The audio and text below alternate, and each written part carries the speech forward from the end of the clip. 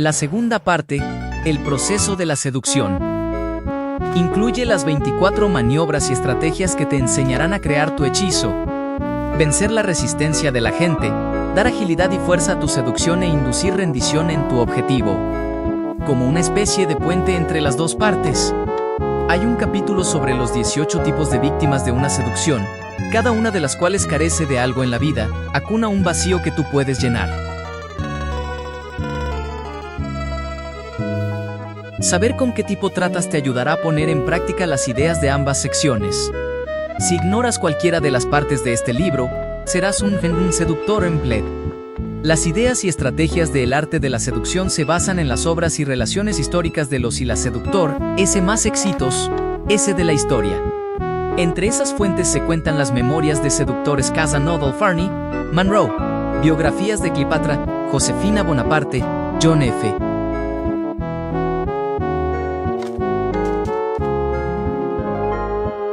Kennedy, Duke Ellington, manuales sobre el tema, en particular el arte de amar de Ovidio, y relatos imaginarios de seducciones, las amistades peligrosas, de Choderlos de Laclos, Diario de un seductor de Søren Kierkegaard, la historia de Genji, de Murasaki Shikibu. Los héroes y heroínas de estas obras literarias tienen por lo general como modelo a seductor, reales. Las estrategias que emplean revelan el enlace íntimo entre ficción y seducción, lo que genera ilusión y mueve a una persona a continuar. Al poner en práctica las lecciones de este libro, seguirás la senda de los y las grandes mestres de este arte. Finalmente, el espíritu que te convertirá en un seductor Ohand es el mismo con el que deberías leer este libro. El filósofo francés Denis Diderot escribió: «Dejo a mi mente en libertad de seguir la primera idea, necia o sensata, que se presenta». Tal como en la Avenue de Foy, nuestros jóvenes disolutos pisan los talones a una ramera y luego la dejan para asediar a otra, asaltando a todas sin prenderse de ninguna. Mis ideas son mis rameras. Quiso decir que se dejaba seducir por sus ideas, yendo detrás de la que le agradara hasta que aparecía una mejor, infundiendo hacia sus pensamientos una suerte de excitación sexual. Una vez que entres a estas páginas, haz lo que aconseja Diderot. Déjate tentar por sus historias e ideas, con mente abierta y pensamientos fluidos. Pronto te verás absorbiendo el veneno por la piel y empezarás a ver todo como seducción, incluidas tu manera de pensar y tu forma de ver el mundo. La virtud suele ser una súplica de más seducción. Natalie Barney parte y la personalidad seductora Todd poseemos fuerza de atracción, la capacidad para cautivar a la gente y tenerla a nuestra merced. Pero no Todd, estamos conscientes de este potencial interior. E imaginamos la atracción como un rasgo casi místico con el que nacen un quant, select, y que el resto jamás poseeremos. Sin embargo, lo único que tenemos que hacer para explotar ese potencial es saber que apasiona naturalmente, en el carácter de una persona, a la gente, y desarrollar esas cualidades latentes en mozo. Los casos de seducción satisfactoria rara vez empiezan con una maniobra o plan estratégico obvios. Esto despertaría sospechas, sin duda. La seducción satisfactoria comienza por tu carácter, tu habilidad para irradiar una cualidad que atraiga a la gente y le provoque emociones que no puede controlar. Hipnotizadas por tu seductora personalidad, tus víctimas no advertirán tus manipulaciones posteriores. Engañarlas y seducirlas será entonces un juego de niños. Existen 9 tipos de seductor en el mundo. Cada uno de ellos posee un rasgo de carácter particular venido de muy dentro y que ejerce una influencia seductora.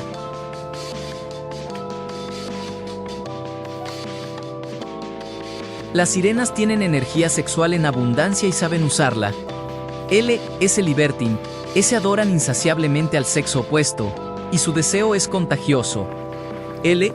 Amantes ideales poseen una sensibilidad estética que aplican al romance. Los dandes gustan de jugar con su imagen, creando así una tentación avasalladora y andrógina. Candid, son espontáneos, si abiertes, las coquetas son autosuficientes, y poseen una frescura esencial fascinante. Es encantador, quieren y saben complacer, son criaturas sociales. L. S. Charismatic. S. tienen una inusual seguridad en sí mismo. Esa obviously las estrellas son etéreas y se envuelven en el misterio. Los capítulos de esta sección te conducirán a cada uno de esos 9 tipos. Al menos uno de estos capítulos debería tocar una cuerda en ti, hacerte reconocer una parte de tu personalidad. Ese capítulo será la clave para el desarrollo de tus poderes de atracción. Supongamos que tiendes a la coquetería. El capítulo sobre la coqueta te enseñará a confiar en tu autosuficiencia y alternar vehemencia y frialdad para atrapar a tus víctimas. También te enseñará a llevar más lejos tus cualidades naturales, para convertirte en una gran coqueta, el tipo de mujer por la que los hombres peleamos. Sería absurdo ser tímido, teniendo una cualidad seductora. Un libertino desenvuelto fascina, y sus excesos se disculpan, pero uno desganado no merece respeto. Una vez que hayas cultivado tu rasgo de carácter sobresaliente, añadiendo un poco de arte a lo que la naturaleza te dio, podrás desarrollar un segundo o tercer rasgo, con lo que darás a tu imagen más hondura y misterio. Finalmente, el 10º capítulo de esta sección, sobre el Exactor, te hará darte cuenta del potencial contrario en ti, la fuerza de repulsión. Erradica a toda costa las tendencias antiseductoras que puedas tener. Concibe estos 9 tipos como sombras, siluetas.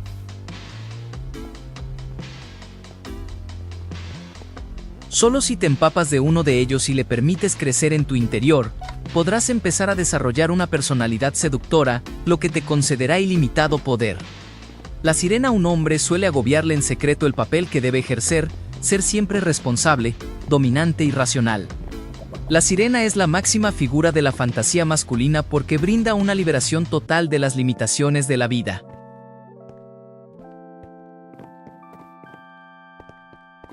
En su presencia, siempre realzada y sexualmente cargada, el hombre se siente transportado a un mundo de absoluto placer. Ella es peligrosa, y al perseguirla con tesón, el hombre puede perder el control de sí, algo que ansía ser. La sirena es un espejismo, tienta a los hombres cultivando una apariencia y actitud particulares. En un mundo en que las mujeres son, con frecuencia, demasiado tímidas para proyectar esa imagen, la sirena aprende a controlar la libido de los hombres encarnando su fantasía. La sirena espectacular en el año 48 a.C., Ptolomeo XIV de Egipto logró deponer y exiliar a su hermana y esposa, la reina Akpah. Resguardó las fronteras del país contra su regreso y empezó a gobernar solo. Ese mismo año, Julio César llegó a Alejandría para cerciorarse de que, pese a las luchas de poder locales, Egipto siguiera siendo fiel a Roma. Una noche, César hablaba de estrategia con sus generales en el palacio egipcio cuando llegó un guardia para informar que un mercader griego se hallaba en la puerta con un enorme y valioso obsequio para el jefe romano. César, en ánimo de diversión, autorizó el ingreso del mercader. Este entró cargando sobre sus hombros un gran tapete enrollado. Desató la cuerda del envoltorio y lo tendió con agilidad, dejando al descubierto a la joven Cleopatra, oculta dentro y quien, semidesnuda, se irguió ante César y sus huéspedes como Venus que emergiera de las olas.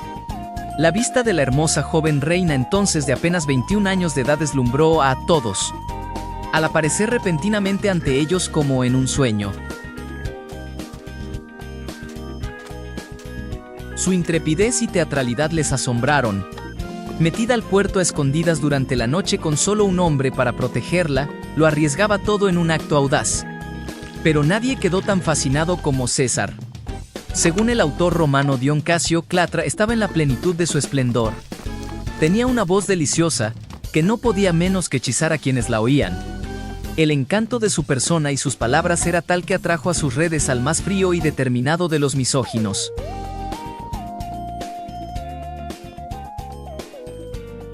César quedó encantado tan pronto como la vio y ella abrió la boca para hablar. Paz se convirtió en su amante esa misma noche. Mientras hablaba, declarando estas cosas a mis compañeros, la nave bien construida llegó muy presto a la isla de las sirenas, pues la empujaba favorable viento.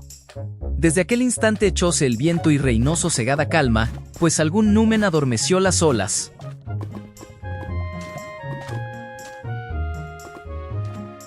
Levantáronse mis compañeros, amainaron las velas y pusiéronlas en la cóncava nave. Y, habiéndose sentado nuevamente en los bancos, emblanquecían el agua, agitándola con los remos de pulimentado abeto.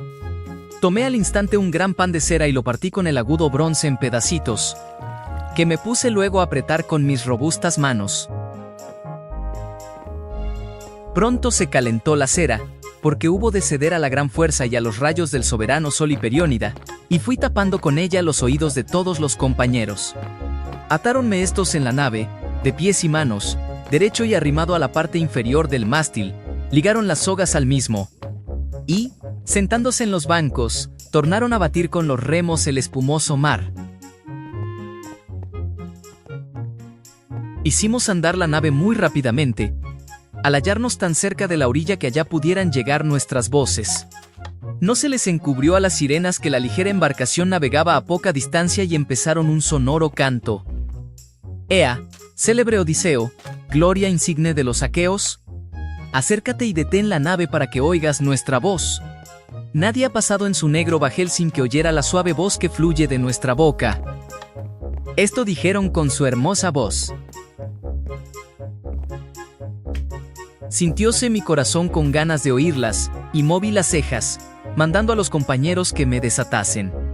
Homero, Odisea, canto 12. César ya había tenido para entonces muchas queridas, con las que se distraía de los rigores de sus campañas. Pero siempre se había librado rápido de ellas, para volver a lo que realmente lo hacía vibrar. La intriga política, los retos de la guerra, el teatro romano.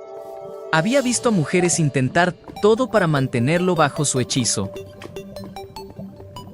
Pero nada lo preparó para Cleopatra. Una noche ella le diría que juntos podían hacer resurgir la gloria de Alejandro Magno y gobernar al mundo como dioses. A la noche siguiente lo recibiría ataviada como la diosa Isis, rodeada de la opulencia de su corte. Patro inició a César en los más exquisitos placeres, presentándose como la encarnación del exotismo egipcio. La vida de César con ella era un reto perenne, tan desafiante como la guerra.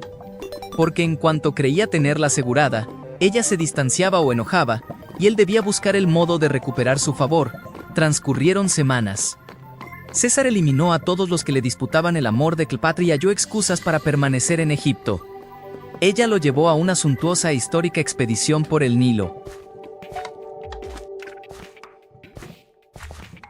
En un navío de inimaginable majestad, que se elevaba 16 metros y medio sobre el agua e incluía terrazas de varios niveles y un templo con columnas dedicado al dios Dioniso. César fue uno de los pocos romanos en ver las pirámides. Y mientras prolongaba su estancia en Egipto, lejos de su trono en Roma, en el imperio estallaba toda clase de disturbios. Asesinado Julio César en 44 alto.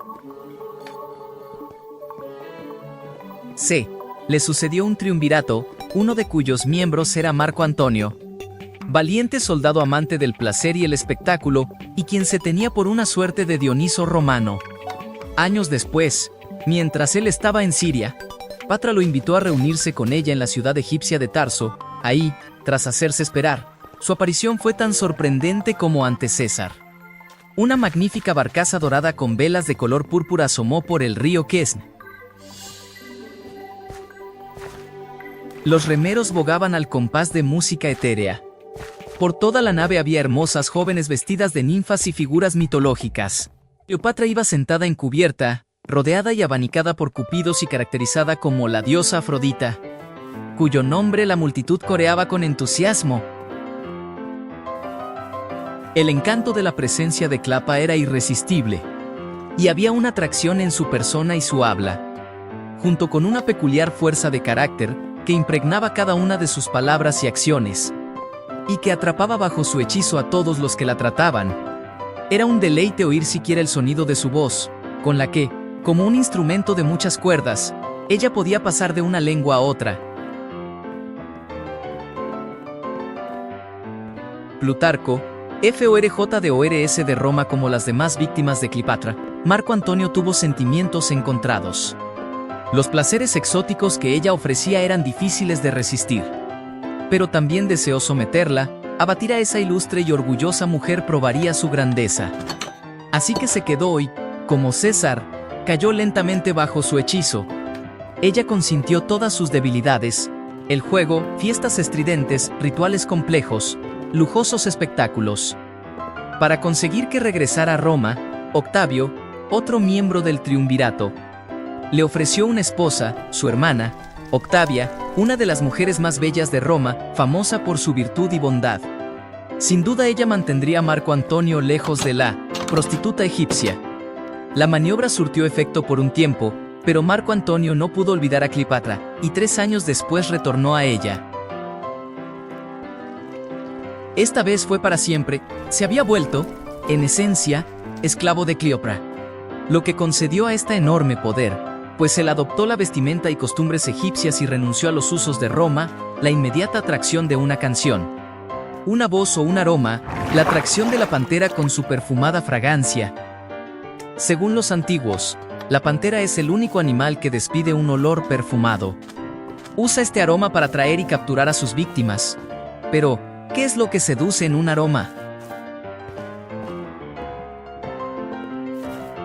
¿Qué hay en el canto de las sirenas que nos seduce, o en la belleza de un rostro, en las profundidades de un abismo? La seducción radica en la anulación de signos y su significado, en la pura apariencia. Los ojos que seducen no tienen significado, terminan en la mirada, como el rostro con maquillaje termina en la pura apariencia. La fragancia de la pantera es también un mensaje sin significado. Y detrás del mensaje la pantera es invisible, como lo es la mujer bajo su maquillaje.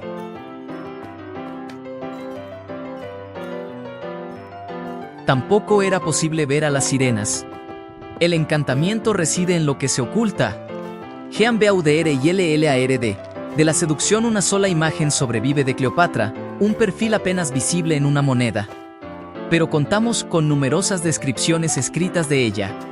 Su rostro era fino y alargado, y su nariz un tanto puntiaguda. Su rasgo dominante eran sus ojos, increíblemente grandes. Su poder seductor no residía en su aspecto. A muchas mujeres de Alejandría se les consideraba más hermosas que a ella. Lo que poseía sobre las demás mujeres era la habilidad para entretener a un hombre.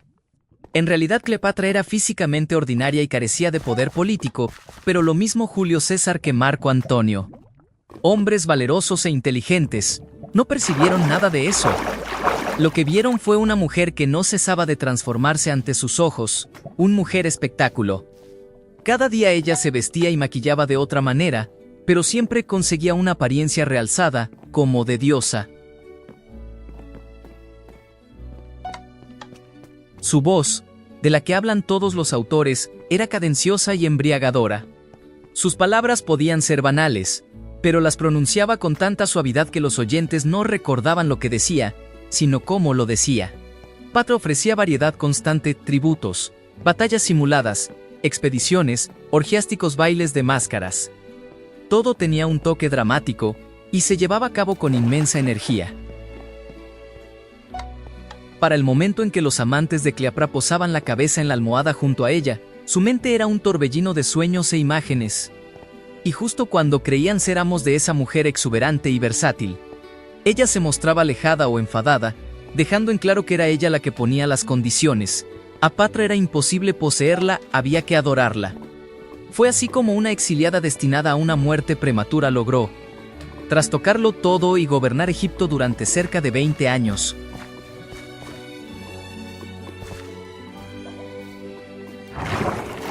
Lepe Cleopatra aprendemos que lo que hace a una sirena no es la belleza, sino la vena teatral, lo que permite a una mujer encarnar las fantasías de un hombre.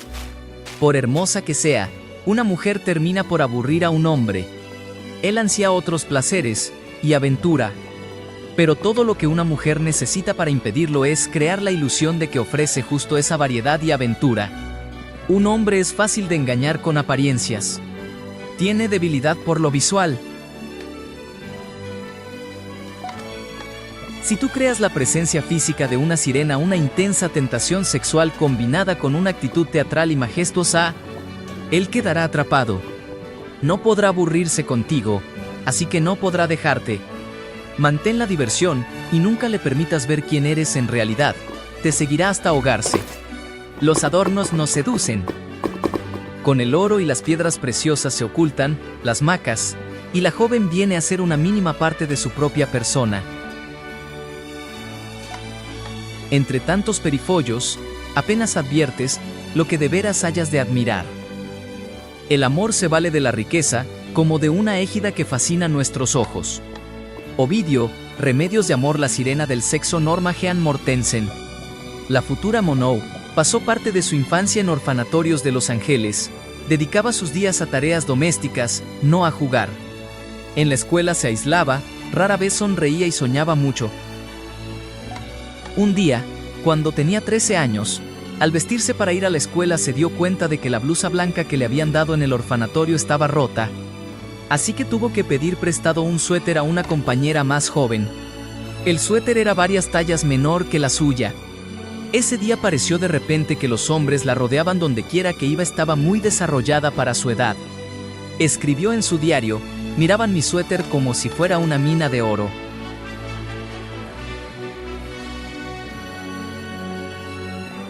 Cuidaba su ganado en el monte Gárgaro, la cumbre más alta del Ida, cuando Hermes, acompañado por Hera, Atenea y Afrodita, le entregó la manzana de oro y el mensaje de Zeus: Paris, puesto que eres tan bello como sabio en los asuntos del corazón, Zeus te ordena que juzgues cuál de estas diosas es la más bella, así sea. Suspiró Paris: pero antes ruego que las perdedoras no se ofendan conmigo. Solo soy un ser humano, expuesto a cometer los errores más estúpidos. Las diosas convinieron en acatar su decisión. ¿Bastará con juzgarlas tal como están?, preguntó Paris a Hermes, ¿o deberán desnudarse? Tú debes decidir las reglas de la competencia, contestó Hermes con una sonrisa discreta. En ese caso, ¿tendrán la bondad de desnudarse? Hermes dijo a las diosas que lo hicieran y él se volvió cortésmente. Afrodita no tardó en estar lista, pero Atenea insistió en que debía quitarse su famoso ceñidor mágico, que le daba una ventaja injusta, pues hacía que todos se enamoraran de quien lo llevaba. Está bien, dijo Afrodita con rencor. Lo haré con la condición de que tú te quites tu yelmo, pues estás espantosa sin él. Ahora, si no tenéis inconveniente, os juzgaré una por una, anunció Paris. Ven, divina Hera. ¿Tendrán las otras dos diosas la bondad de dejarnos durante un rato? Examina-me concienzudamente, dijo Hera, mientras se daba vuelta lentamente y exhibía su figura magnífica. Y recuerda que si me declaras la más bella te haré señor de toda el Asia y el hombre más rico del mundo. Yo no me dejo sobornar, señora. Muy bien, gracias. Ya he visto todo lo que necesitaba ver. Ahora ven, divina Atenea, aquí estoy, dijo Atenea, avanzando con decisión. Escucha, Paris, si tienes el sentido común suficiente para concederme el premio, haré que salgas victorioso en todas tus batallas. Y que seas el hombre más bello y sabio del mundo. Soy un humilde pastor, no un soldado, replicó Paris. Pero prometo considerar imparcialmente tu aspiración a la manzana. Ahora puedes volver a ponerte tus ropas y tu yelmo. ¿Estás lista, Afrodita? Afrodita se acercó a él despacio y Paris se ruborizó porque se puso tan cerca que casi se tocaban. Examíname cuidadosamente, por favor, sin pasar nada por alto. Por cierto, en cuanto te vi me dije a fe mía, este es el joven más hermoso de Frigia. ¿Por qué pierde el tiempo en este desierto cuidando un ganado estúpido? ¿Por qué lo haces, Paris? ¿Por qué no vas a una ciudad y vives una vida civilizada? ¿Qué puedes perder casándote con alguien como Helena de Esparta, que es tan bella como yo y no menos apasionada? Te sugiero que recorras Grecia con mi hijo Eros como guía. Cuando lleguéis a Esparta, él y yo procuraremos que Helena se enamore perdidamente de ti.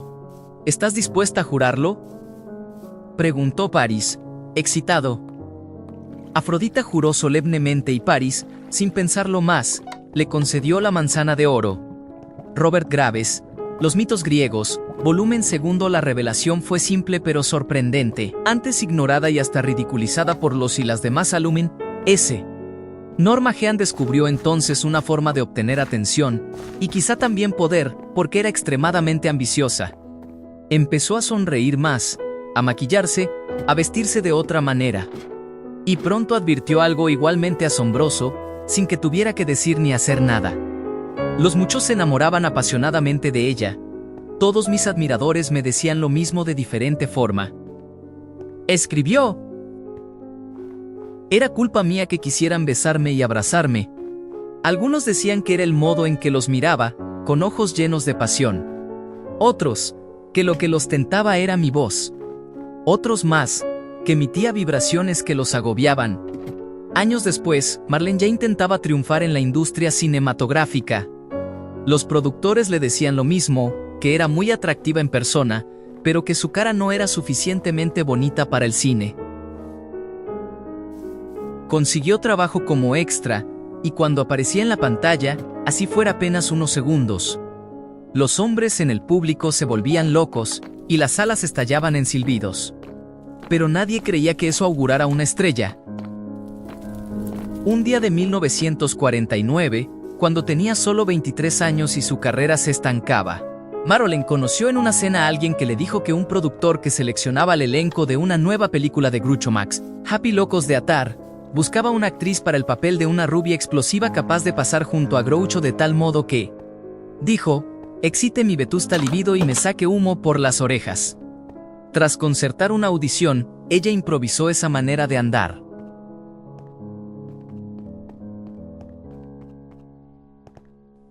Esme Westes y Bob Heap en una...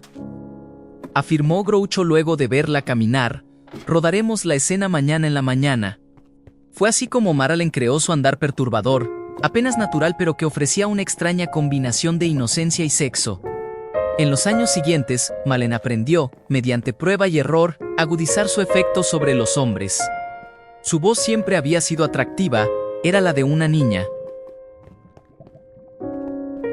Pero en el cine tuvo limitaciones hasta que alguien le enseñó a hacerla más grave, con lo que ella la dotó de los profundos y jadeantes tonos que se convertirían en la marca distintiva de su poder seductor.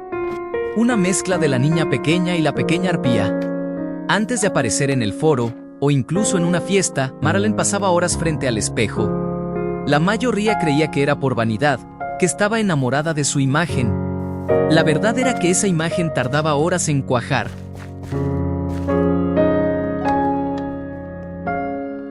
Marlene dedicó varios años a estudiar y practicar el arte del maquillaje. Voz, porte, rostro y mirada eran inventos, teatro puro. En el pináculo de su carrera, a Marlene le emocionaría ir a bares en Nueva York sin maquillarse ni arreglarse, y pasar desapercibida. El éxito llegó por fin, pero con él también llegó algo terrible para ella. Los estudios solo le daban papeles de rubia explosiva. Marlene quería papeles serios, pero nadie la tomaba en cuenta para eso, por más que ella restara importancia a las cualidades de sirena que había desarrollado. Un día, al ensayar una escena de El Jardín de los Cerezos, su maestro de actuación, Michael Chekhov, le preguntó: ¿pensabas en sexo mientras hicimos esta escena? Ella contestó que no, y él continuó: en toda la escena no dejé de recibir vibraciones sexuales de ti. Como si fueras una mujer en las garras de la pasión.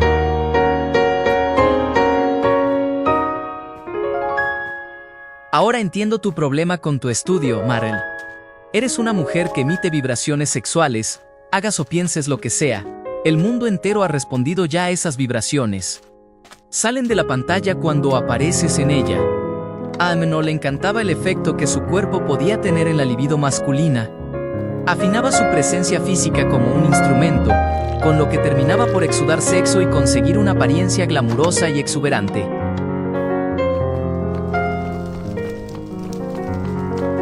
Otras mujeres sabían tantos trucos como ella para incrementar su atractivo sexual, pero lo que distinguía a Marlene era un elemento inconsciente. Su biografía la había privado de algo decisivo: afecto. Su mayor necesidad era sentirse amada y deseada, lo que la hacía parecer constantemente vulnerable, como una niña ansiosa de protección. Esa necesidad de amor emanaba de ella ante la cámara. Era algo natural, que procedía de una fuente genuina y profunda en su interior. Una mirada o un gesto con el que no pretendía causar deseo hacía eso en forma doblemente poderosa, solo por ser espontáneo. Su inocencia era precisamente lo que excitaba a los hombres.